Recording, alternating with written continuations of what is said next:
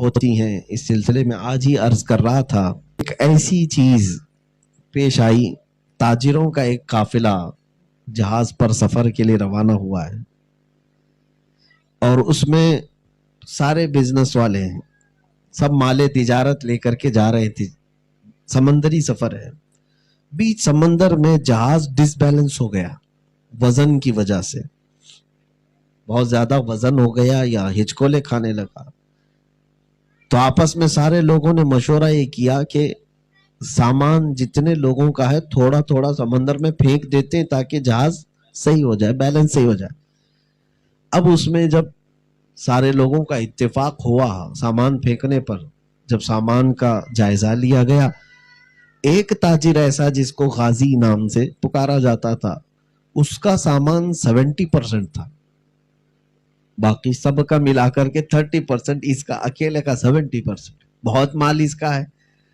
اب سارے لوگوں کی نیت بدل گئی، کہا کہ ہم کیوں پھینکیں گے اپنا سامان، یہ زیادہ لائے، یہ پھینکے اپنا سامان۔ اب یہ ڈیبیٹ چلتی رہی، تکرار ہوتی رہی، اور یہ بندہ کہتا تھا کہ میرے ساتھ ناانصافی مت کرو، تمہارا بھی سامان تھوڑا پھینکتے ہیں، میرا بھی تھوڑا پھینکتے ہیں، لیکن سب ون سائڈ میجورٹی تھی، یہ اکیلا تھا۔ جب یہ نہ مانا زیادہ تو سارے تاجروں نے اس کو پکڑ کر اٹھا کر سمندر میں پھینک دیا، اس کو ہی پھینک دیا، اور اس کے ساتھ تھوڑا سامان بھی کم کرنا ہی تھا، اس کا ہی سامان تھوڑا سا کم کر دیا، باقی سامان پر خود قبضہ بھی کر لیا۔ سب فائدے میں تھے، ایک کو جہاز میں سے اٹھا کر پھینک دینا، باقی سب راحت میں۔ لیکن ہر کام کوئی نہ کوئی حکمت کے ساتھ ہی ہوتا ہے۔ وہ سمندر میں گرا تو صحیح، لیکن جو اس کے ساتھ سامان پھینکا گیا تھا اس میں ایک لکڑی کا تختہ اس کے ساتھ بہ رہا تھا، جس پر وہ سوار ہوا یا اس کے سہارے اپنے آپ کو سمندر کی موجوں کے حوالے کر دیا۔ غشی آئی، بے ہوشی آئی، لیکن 1-2 دن شاید اسی میں تیرتا رہا۔ وہ لکڑی کے تخت نے اس کو سمندر کے کنارے تک پہنچا دیا، ساحل پہ آ گیا۔ اب توجہ، جہاں پہنچا وہ غیر آباد علاقہ، ایک انسان بھی ادھر نہیں ہے، جنگلات ہے، کہیں دور دور تک آبادی کا کوئی نام و نشان نہیں، جسم کی کمزوری الگ، سمندر کا ڈوبنا الگ، سب چیزیں ہونے کے بعد جب کنارے پہنچا، شکار کر کے وہ اپنا پیٹ بھرنا چاہا۔ جو شکار ملا اس کے ذریعے سے اب کھانے پینے کے بعد اپنی زندگی ایک نئے انداز سے شروع کرنا اس نے چاہا۔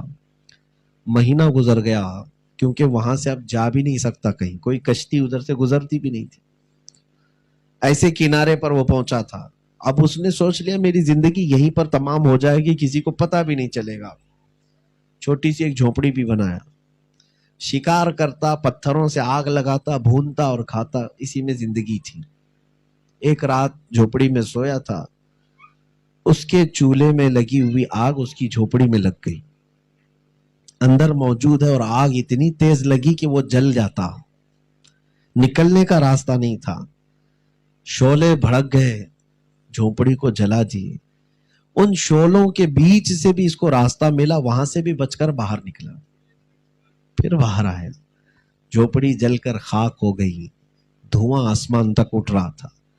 اب یہ بارگاہ الہی میں کہتا ہے، مولا تیری کیا منشا ہے، سمندر میں ڈبویا، وہاں سے بچا کر لایا، نئی زندگی شروع کر رہا تھا جھونپڑی میں، یہ بھی تو نے جلا دیا، میں جاؤں تو کہاں جاؤں۔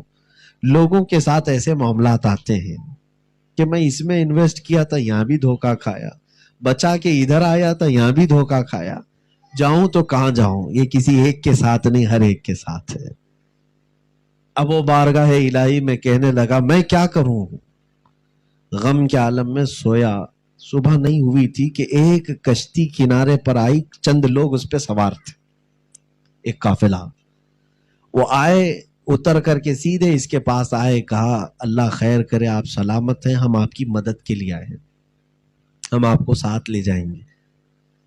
کشتی پر اس آدمی کو ان لوگوں نے سوار کرنے کے لیے اپنی طرف سے پیشکش کی۔ اس نے پوچھا کیا تم جانتے ہو مجھے؟ ان لوگوں نے کہا نہیں، ہم نہیں جانتے، ہماری بھی کشتی اصل راستے سے بھٹکی ہوئی ادھر آئی ہے، لیکن رات کے وقت جب کشتی گزر رہی تھی تو ہم نے اس طرف دھواں دیکھا، اور دھواں کا ہونا اس بات کی علامت ہے کہ کوئی مدد مانگ رہا ہے۔ ہم کو یہ احساس ہوا کہ کوئی یہاں پر موجود ہے، دھواں۔ ہم نے دیکھا کہ مدد کے لیے جانا چاہیے، ہم کشتی یہاں تک لے آئے، اور اتفاق ہمارا سوچنا صحیح نکلا، آپ یہاں مل گئے، ہم آپ کی مدد کے لیے آئے، جانتے بھی نہیں پہچانتے بھی نہیں۔ اب وہ کشتی میں سوار ہوا اور پھر کہنے لگا مولا اب پتہ چلا تو نے میری جھوپڑی کو آگ کیوں لگائی ہے۔ کسی کے گھر کا دھواں کسی کے لیے ہدایت بھی ہے۔ خیر کشتی میں سوار ہوا اور چل پڑا۔ آنے والے لوگوں نے اس سے پوچھا چلو ٹھیک ہے بچ گئے، اب ہمارے ساتھ چل رہے ہو، یہ تو بتاؤ یہاں پہنچے کیسے؟ یہ غیر آباد علاقہ ہے، یہاں تک تم آئے کیسے؟ اس نے اپنا واقعہ بتایا کہ میں ایک سمندری سفر پر تھا، تجارت کے قافلے میں نکلا تھا، اور ساتھی تاجر لوگوں نے میرے ساتھ دھوکہ کیا، مجھے سمندر میں اٹھا کے پھینک دیا، میں تو ایک لکڑی کے تختے کے سہارے کنارے تک پہنچ گیا۔ تو اس قافلے میں آئے ہوئے جو مدد والے لوگ تھے انہوں نے کہا اچھا اس والی کشتی سے تم گرے تھے، تمہیں خبر ہے وہ کشتی تھوڑی دور آگے جانے کے بعد پوری غرق ہو چکی تھی، اور سارے تاجر اس میں مر گئے، سارا سامان چلا گیا۔ پھر اب کہنے لگا مولا اب یہ بھی سمجھ میں آیا کہ سمندر میں کیوں ڈالا۔ فعل الحکیم لا یخلو عن الحکمہ، حکیم کا کوئی کام حکمت سے خالی نہیں ہوتا۔ ہماری زندگیاں ان تمام معاملات میں نے ایک بات آپ کے سامنے ایسی رکھی ہے جو کامن ہے اور ہر ایک کے لیے، ہر ایک کے لیے